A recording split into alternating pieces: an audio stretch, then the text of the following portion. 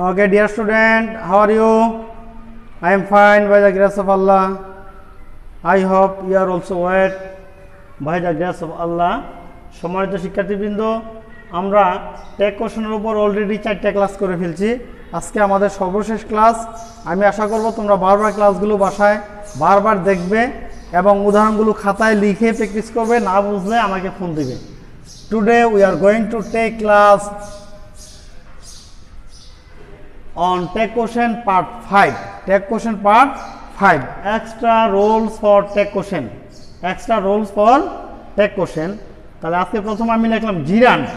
তো জিরান্ট না সহজে বোঝার জন্য লিখে দিলাম verb 1 plus ING. Verb 1 plus ING.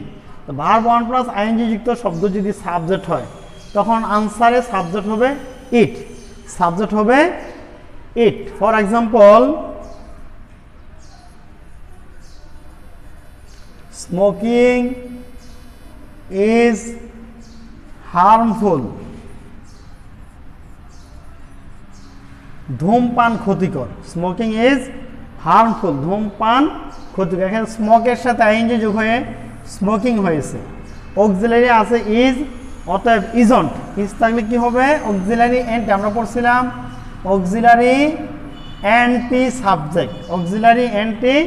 তাহলে আমরা ইজ থেকে লিখলাম ইজন্ট। সাবজেক্ট স্মোকিং আছে, তারপর আমরা লিখবো it. Isn't it. Isn't it. Isn't it. Smoking is harmful, isn't it. Smoking is harmful, isn't it. আচ্ছা, নাম্বার 2,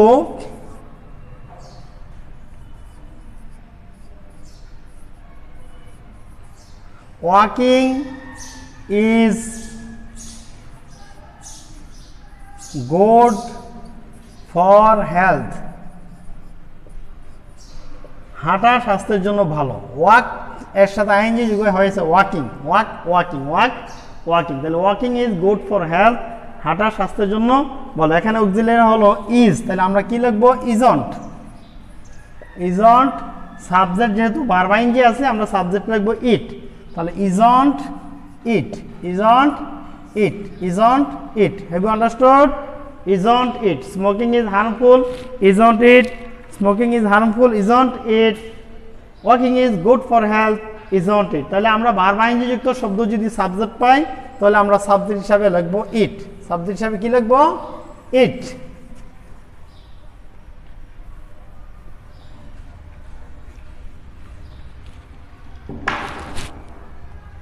সাবজেক্ট যদি বেবি হয়, বেবি,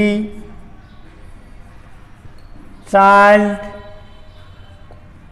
ইনফ্যান্ট, এই শব্দগুলো যদি সাবজেক্ট হয়, বেবি, চাইল্ড, ইনফ্যান্ট সাবজেক্ট হলে প্রনাউন হিসাবে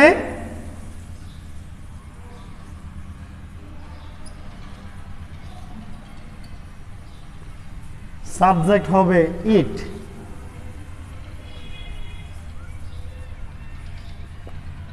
তাহলে বেবি, চাইল্ড, ইনফ্যান্ট যে কোনো একটা শব্দ হলে আমরা সাবজেক্ট লিখব ইট।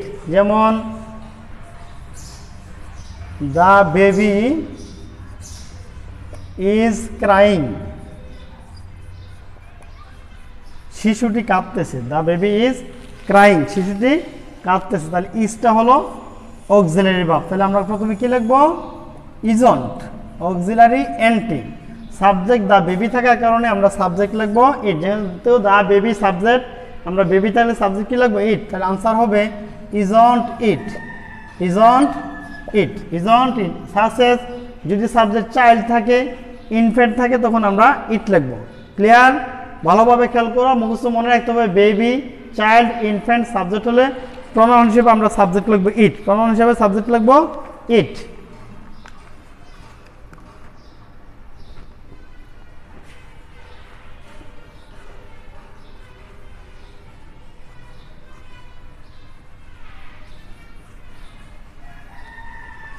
একাধিক বাক্য যদি থাকে, একাধিক বাক্য থাকলে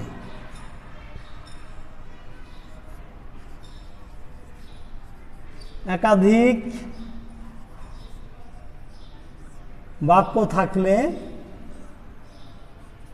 ট্যাগ হবে পরের বাক্যের। ট্যাগ হবে পরবর্তী বাক্যের।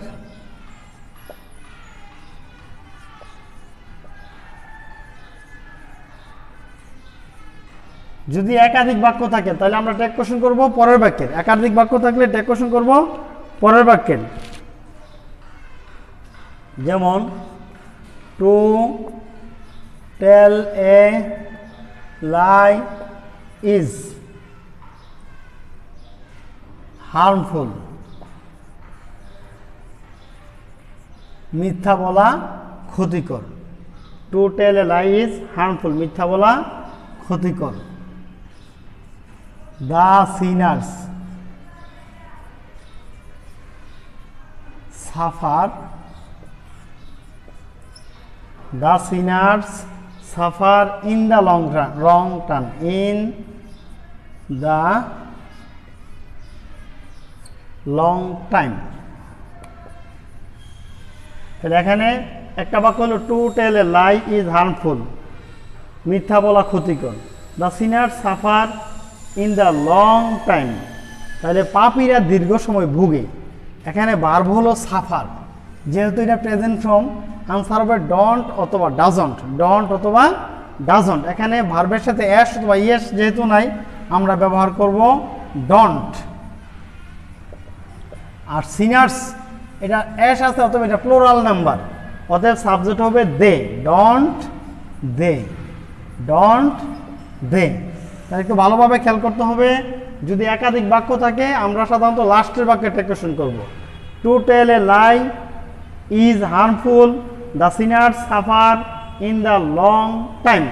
তাহলে এখানে সাফার হলো ভার্ব, যেহেতু এটা প্রেজেন্ট সময় আছে আমরা ডন্ট অথবা ডাজন্ট ব্যবহার করব। এখানে এস না থাকার কারণে আমরা ডন্ট ব্যবহার করব, আর যদি এস বা ইয়েস থাকে তখন ডাজন্ট ব্যবহার করব। দ্য সিনার্স পাপীরা বহুবচনের কারণে সাবজেক্ট হবে দে, তাহলে answer will be don't they, answer will be don't দে।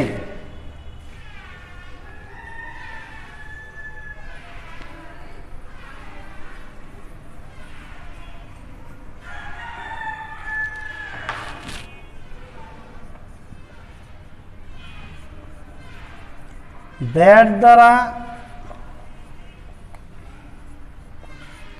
বাক্য সংযুক্তি হলে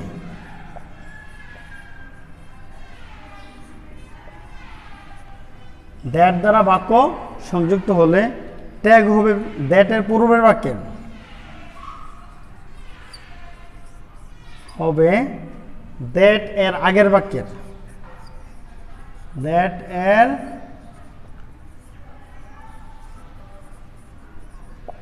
আগের বাক্যের। যেমন he says that man is mortal. সে বলে যে মানুষ মরণশীল। He says that man is mortal, সে বলে যে মানুষ মরণশীল। তাহলে এখানে সেজ প্রেজেন্ট ফর্ম আছে, এর যুক্ত আছে, আমরা ডাজন্ট লাগবো, সাবজেক্ট হবে হি, আনসার হবে doesn't he, doesn't he.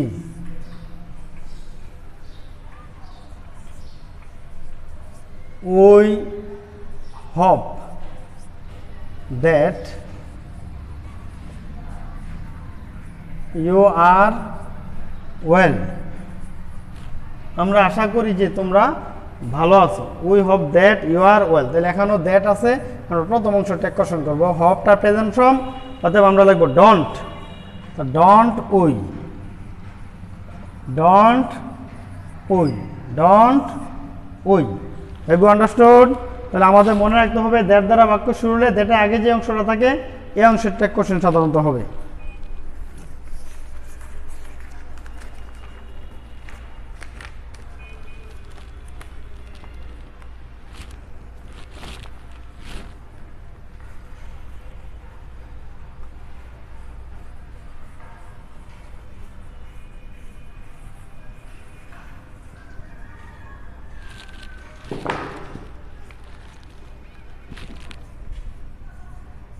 or but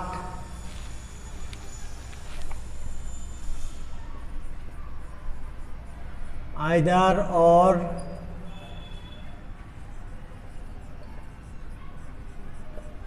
neither নর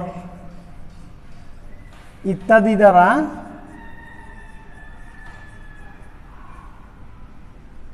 or but either or neither নর ইত্যাদি দ্বারা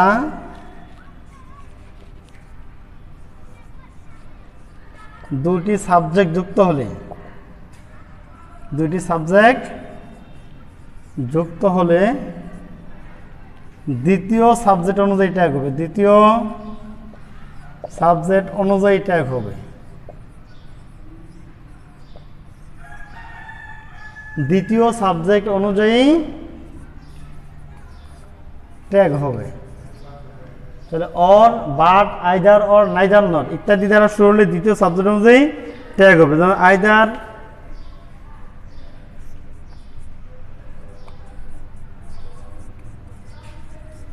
হি or his sister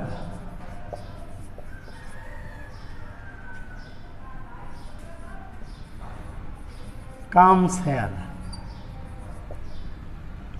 Either he or his sister comes here. সে অথবা তার বোন এখানে আসে। তাহলে আমরা কি বললাম? Or, but, either or neither নর এই শব্দগুলোর যে কোনো একটা শব্দ দ্বারা যদি দুইটা সাবজেক্ট যুক্ত হয়, যেমন এখানে হি একটা সাবজেক্ট আর হিজ সিস্টার একটা সাবজেক্ট, তখন ট্যাগ কোশ্চেন হবে দ্বিতীয় সাবজেক্ট অনুযায়ী। তাহলে আমরা এখানে ভার্ব দেখলাম কামস, প্রেজেন্ট ফর্ম, আনসার হবে যেহেতু অ্যাড যুক্ত আছে ডাজন্ট। সাবজেক্ট এখানে হি হবে না, সাবজেক্ট হিজ সিস্টার হিসাবে হবে সি। দ্বিতীয় সাবজেক্ট হিসাবে সি হবে, ডাজন সি, ডাজন সি। আমরা ভালোভাবে খেয়াল রাখবো or, but, either or neither not ইত্যাদি দ্বারা বাক্য দুইটি সাবজেক্ট যুক্ত হলে আমরা দ্বিতীয় সাবজেক্ট অনুযায়ী ট্যাগ করবে। কিন্তু অ্যাজ ওয়েল অ্যাজ যদি থাকে, অ্যাজ ওয়েল অ্যাজ হলে প্রথম সাবজেক্ট অনুযায়ী ট্যাগ কোশ্চেন হবে। অ্যাজ ওয়েল অ্যাজ থাকলে আমরা ট্যাগ কোশ্চেন করব প্রথম সাবজেক্ট অনুযায়ী। যেমন হি as well as his sister came here. ভালোভাবে খেয়াল রাখবো as well as আরো কয়েকটা শব্দ আছে এটারই ব্যবহার বেশি, এই জন্য এইটার উদাহরণ দিলাম আমি। as well as থাকলে ট্যাগ হবে প্রথম সাবজেক্ট অনুযায়ী। এখানে কেমটা ভার্বের পাস্ট ফর্ম, অতএব আমরা আনসার প্রথমে লিখবো ডিডন্ট। ডিডন্ট সাবজেক্ট হবে প্রথম সাবজেক্ট হি, প্রথম সাবজেক্ট হিটা এখানে এসে যাবে, এখানে সি হবে না। তাহলে আমরা জানতে পারলাম অ্যাজ ওয়েল অ্যাজ থাকলে আমরা ট্যাগ কোশ্চেন করবো প্রথম সাবজেক্ট অনুযায়ী, আর or, but, either or neither not ইত্যাদি দ্বারা দুটি সাবজেক্ট যুক্ত হলে ট্যাগ হবে দ্বিতীয় সাবজেক্ট অনুযায়ী। আমরা আশা করি ভালোভাবে খেয়াল করব যাতে ভালোভাবে জিনিসগুলো আমাদের আয়ত্তে থাকে। এই জন্য তোমরা বারবার ভিডিওটা দেখবা। আমি প্রায় শেষের দিকে আরও কিছু এক্সট্রা রুলস আছে, তোমরা যদি বেশি বেশি উদাহরণ প্র্যাকটিস করো, বিভিন্ন বোর্ডগুলো প্র্যাকটিস করো এবং সমস্যা হলে আমাকে ফোন দিবে, তাহলে আশা করি মোটামুটি পারফেক্ট হয়ে যাবে। আর একটা রুলস দিয়ে আজকে ক্লাস শেষ করে দিচ্ছি। নিড, নিড এর পর যদি ভার্ব না থাকে, ভার্ব না থাকে, নিডের পর যদি ভার্ব না থাকে ট্যাগ কোশ্চেন করার সময় ডন্ট অথবা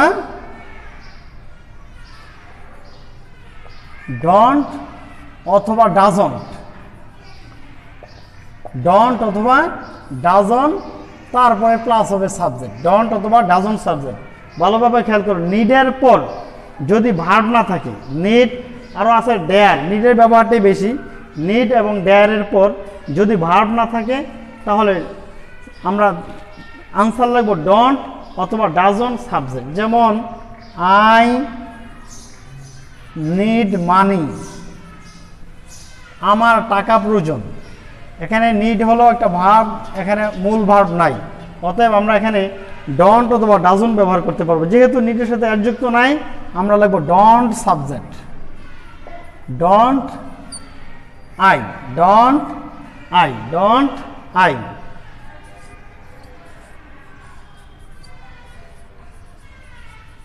He needs money. তার টাকা প্রয়োজন।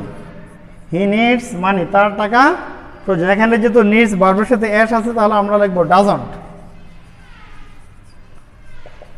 Doesn't সাবজেক্ট হবে he, তাহলে doesn't he। কিন্তু যদি need ভার্বের সাথে মূল ভার্ব থাকে, need ভার্বের সাথে যদি মূল ভার্ব থাকে তাহলে আমরা don't doesn't ব্যবহার করব না, need কে সরাসরি অক্সিলারি ভার্ব হিসাবে ব্যবহার করব।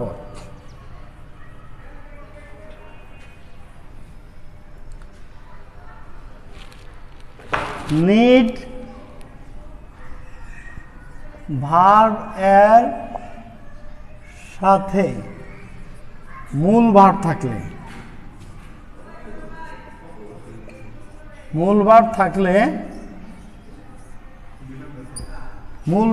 নিডের সাথে